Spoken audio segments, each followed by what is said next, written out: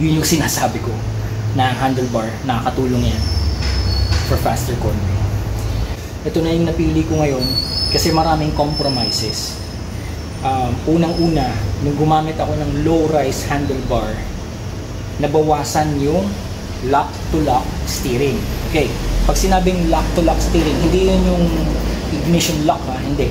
Pag sinabing lock-to-lock steering is full right, full left, full right, yun yung lock-to-lock. Okay, nung gumamit ako ng low-rise handlebar, nabawasan yung lock-to-lock, nabawasan yung angle niya, so nabawasan yung turning radius.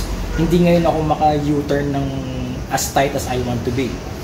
Tapos ang isa pa is nung gumamit ako ng straight bar, maganda siya sa arangkada, talagang sibat. Ang sarap isibat kasi para kang nasa drag racing. Yun nga lang, mas bawas yung steering radius niya. Yung cornering radius ko, sobrang liit. Yung turning radius pala, yung sobrang liit. At saka mababa siya, so hindi siya komportable for long rides. Sinubukan ko mag-clip-ons, hindi ko na mailiko yung motor ko. Bakit? Mayroong fitment issues dahil naman sa fairings. Okay, so meron tayong issue about fitment and clearance, yan yung mga yan. And isa pa, ang i-consider nyo is yung length ng cable. Sinubukan ko rin na mag-handlebar na sobrang taas, hindi umaabot yung kable, so kailangan ko magpalit ng throttle cable, brake lines, clutch cable para lang magamit ko yung mataas na handlebar. Tsaka ayaw ko nga talaga ng mataas na handlebar, hindi ako komportable ng ganitong riding position. I don't know, pag nakaganito ako, lalong nananakit ang likod ko. So itong pang-anim na setup ko na to. Again, this is from Lazada, nabili ko ito online. This is less than 300 pesos. 250 lang ata ito, if I'm mistaken, tas shipping. So 300 pesos siya plus kasama ng shipping. So this is going to give me yung height na gusto ko na mababa. Ito na yung pinakamababa na pwede. And then it will give me comfort kasi hindi siya sobrang baba. At katulad nakita nyo kanina, it gives me enough steering radius or turning radius katulad nung sa factory. At sa ngayon, nailala ko na ignition ko. Yan. Dati hindi. Tapos during slow speed maneuvers, kahit naka full lock turn ako, I still have better control over the bike, over the steering, kasi hindi ako masyadong stretch both ways. So sarap i-U-turn nito, tsaka mag figure of 8s. Some tips lang kapag nagpapalit kayo ng handlebars. Pag kinakabit nyo na, huwag nyo munang hihigpitan lahat. I-mock up nyo muna kung nasan yung position nya. Kasi merong adjustment tong lever na to, itong lever na to, may adjustment yung mirrors, may adjustment yung mga cables. So ikabit nyo muna uli lahat bago nyo siya higpitan. Another tip I can give you is panghuli nyong ikabit yung clutch cable tsaka yung throttle cables. Okay? Pag na-mock up nyo na, bago nyo higpitan, saka nyo ikabit yung mga cables, higpitan nyo, tapos saka nyo ayusin yung throttle play, yung clutch cable play, tapos ayusin nyo yung lever reach, clutch lever reach, tsaka yung angle, yung field of view ng side mirrors. And then lastly, dito sa handlebar clamp, tulad ng ginagamit ko na isang buo, higpitan nyo muna hand tight yung 4 na bolts. Tapos kapag hihigpitan nyo na, pakonti-konti, criss-cross pattern. Left bottom, right top, tapos left top, right bottom. Higpit ng pakonti-konti para yung clamp lalapat siya ng pantay na pantay. Sinabi ko yan kasi sa ibang shops, banat ng higpit sa isang tornilyo, tapos banat ng higpit sa isang tornilyo, mamaya nag-crack. Ngayon, okay lang sana yan kung yung clamp, handlebar clamp nyo ay yung dalawahan, but still, kailangan nyo siyang i-criss-cross or i-alternate pattern na pakonti-konti ang higpit.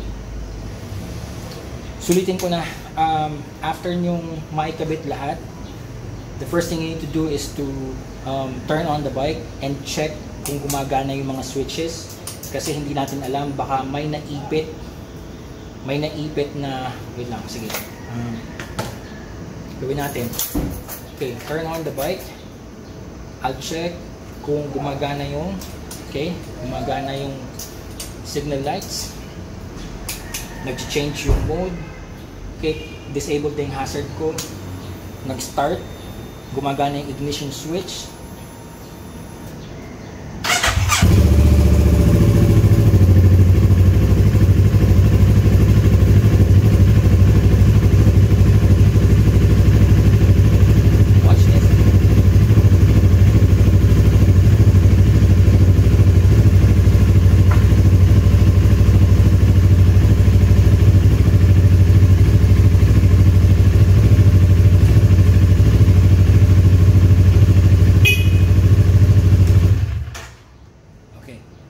Marami pang tulog kaya hindi ko muna ma-demo ng buo. Ang ginawa ko doon, habang buhay, habang naka-start yung engine, umaandar yung makina, habang naka-idle yung makina, ikabigin nyo yung handlebar full to the left, full to the right. Tingnan nyo kung magbabago yung throttle response. Kasi kung nagbago yun, ibig sabihin, nababatak yung cable. Okay, so kailangan nyo ayusin yung cable placement, throttle cable placement, para hindi nangyayari yun. Another thing you can do about the throttle is hindi nyo na kailangan buhay ng motor. Okay, straight.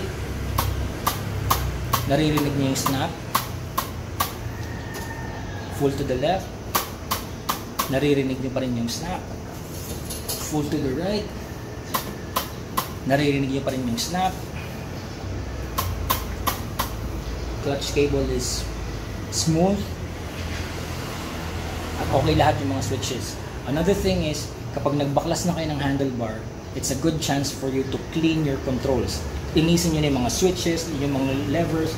Kung gusto nyo, baklasin nyo yung mga levers, i-rebuild nyo yung master cylinder, i-rebuild nyo yung clutch assembly, kasi meron yung bobbin sa loob na nagdudumi yun. Right now, nilinis ko, smooth na ulit siya. Then just clean everything bago nyo ibalik ulit. Ito, this is the least of my priority. Hindi ko to priority talaga. Pero the last thing is comfort. Then pakiramdaman nyo yung comfort nyo. Mag-ride kayo ng mga 100 kilometers. Pakiramdaman nyo yung comfort level nyo. Am I feeling good on the bike? Na bago yung handlebar setup? Kasi kung hindi, then you have to make adjustments. Ang adjustments yan, pwede nyo iikot yan para lumapit. Pwede nyo iikot para lumayo. You can buy risers para iangat kung hindi nyo gusto yung height. Dati meron akong kinabit dito na 3-piece na handlebar setup. Tinanggal ko na yun kasi kumakalog. Ayaw ko doon sa mga 3-piece design kasi meron dong luluwag eh. Ito kasi 1-piece, isang pirasong bakal. So alam ko walang luluwag doon sa handlebar mismo. Doon sa kinabit ko na yung may center bar, tas may dalawang handlebar sa gilid na tinotornilyo. Lumuwag at saka kinakalawang yung tornilyo. So sabi ko ayoko ng ganung setup. Gusto ko yung one piece. So sa lahat ng handlebars ko na one piece, ito na siguro yung nakuha ko lahat ng gusto ko. It's a best of everything that I need. And hopefully ito na yung last handlebar setup na ilalagay ko dito kay Octavia. Anyway, so hopefully meron kayong napulot na kapakipakinabang para magamit nyo sa inyong motor kung nagsisetup kayo. One thing I can tell you right now, ako lang yung nagsetup nito. It's DIY, do it yourself.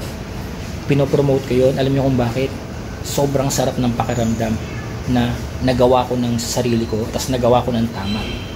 Ang kagandahan sa DIY, hindi minamadali ang trabaho. Kanina, naggumagawa ako, nagsasounds ako, kumakain ako, nagmimerienda ako, nagchat-chat pa ako, kasi I'm taking my time. May mga inuulit ako, may mga ina-adjust ako. Yung pag-a-adjust, yun yung matagal eh. Yung pagbabalik, matagal din yun kasi meron akong mga measurements, meron akong mga may height talaga to, may field of view to. So ang kagandahan sa DIY, kung ano yung gusto kong setup, nakukuha ko. Kung ipapagawa ko to sa shop, hindi nila makukuha yung gusto ko. Kasi susundin lang nila yung alam nila eh. Maniwala kayo sa hindi. Wala pa akong alam na shop na kayang ibigay yung gusto ko. Pag sinabi ko yun ang gusto ko. In my experience, with my car, with my race car, and with this bike. So, I am promoting DIY. Learn how to do it yourself. It's more fulfilling. It's more satisfying. I will see you on the next video dito sa Man Cannot Ride.